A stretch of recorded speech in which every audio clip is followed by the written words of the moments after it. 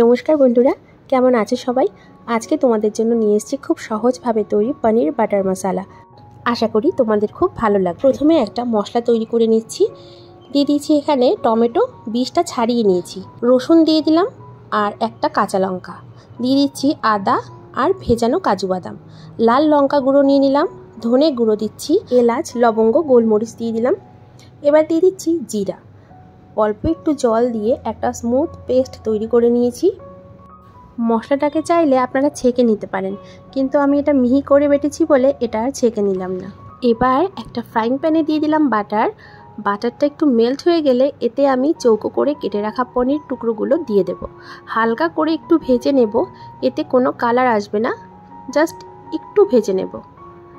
2-3 minute এরকম একটুখানি নাড়াচাড়া করে ভেজে নিলেই আমাদের পনিরগুলো তৈরি হয়ে যাবে। একটা পাত্রে এটাকে ঢেলে নিচ্ছি। এবার ওই একই ফ্রাইং প্যানে আমি আর একটু পরিমাণে বাটার দিয়ে দিলাম। এরপরে একটা তেজপাতা, শুকনো লঙ্কা আর একটু জিরে আমি দিয়ে দিচ্ছি। ফোড়নটা আমাদের তৈরি হয়ে গেলে এর মধ্যে দিয়ে দিচ্ছি একটা কুচনো পেঁয়াজটাকে ভালোভাবে ভেজে নিতে হবে। আমি আরেকটু বাটার এতে দিয়ে দিয়েছি, আমার মনে হচ্ছিল একটু কম করে দেওয়া হয়েছে, তো আমি আরেকটু এখানে অ্যাড করে দিয়েছি। পেঁয়াজগুলো এরকম লাল লাল করে ভাজা হয়ে গেলে এর মধ্যে যে বেটে রেখেছিলাম মশলাটা, সেটা আমি এর মধ্যে দিয়ে দিচ্ছি। এবার গ্যাসের ফ্লেমটা কমিয়ে রেখে ভালোভাবে মশলাটাকে কষিয়ে নিতে হবে।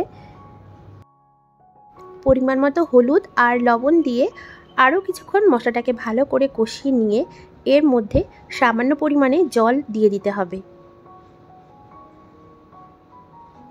মশলাটা এখন কষে এসছে, এরপরে আমি এতে জল দিয়ে দিচ্ছি। গ্যাসের ফ্লেমটা বাড়িয়ে দিয়ে গ্রেভিটাকে ফুটিয়ে নিতে হবে। এটা তৈরি হয়ে গেছে। এখন এর মধ্যে আমি পনির পিসগুলো দিয়ে দিচ্ছি। 5 মিনিট মতো হাই ফ্লেমে এটাকে রান্না করে নিলেই ব্যাস আমাদের তৈরি হয়ে যাবে পনির বাটার মশলা। নামানোর আগে একটু কাসুরি মেথি আর একটু ফ্রেশ ক্রিম ছড়িয়ে এটাকে সার্ভ করতে হবে। তো এই ছিল আমার আজকে সহজ রেসিপি পনির বাটার মশলার, খুব কম সময়ে তৈরি আর কোনো ঝামেলা ছাড়াই। আপনাদের সঙ্গে দেখা হবে আমার পরবর্তী ভিডিওতে। ততক্ষণ সবাই ভালো থাকবেন, সুস্থ থাকবেন। ধন্যবাদ।